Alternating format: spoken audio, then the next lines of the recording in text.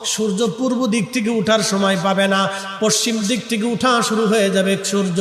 আল্লাহর নবী বললেন তওবার দরজা বন্ধ হয়ে যাবে, আর ওই সময় দক্ষিণ দিক থেকে একটা বাতাস আসবে।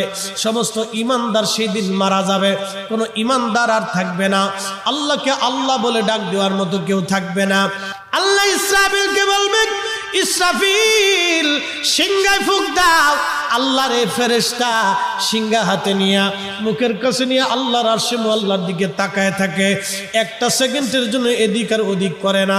কখন রব হুকুম দিবে সিংহায় ফুৎকার দেওয়ার জন্য, যখন সিংহায় ফুৎকার দিবে, কুরআন বলতেছে ইদাস সামাউল ফাতারাত, আকাশ ভেঙ্গে ভেঙ্গে ভেঙ্গে ভেঙ্গে পড়তে থাকবে। ওয়া ইদাল কাওয়াকিবু তাসারাত, সমগ্র নক্ষত্রগুলি ভেঙ্গে ভেঙ্গে ভেঙ্গে ভেঙ্গে পড়তে থাকবে। ওয়া ইদাল বিহারু ফুজ্জিরাত, সমুদ্রের তলদেশ উদ্দোলিত হয়ে যাবে, সমগ্র পানিগুলি পৃথিবীর উপরে আছার মারবে, আর ধুয়ে ফেললে সব পৃথিবীবাসীকে নিয়ে যাওয়া হবে। ওয়া ইদাল কুবুরু বুসিরাত, কবরের ভিতরে যাহা আছে সব আমার মালিক আমার রব বের করে দিবে।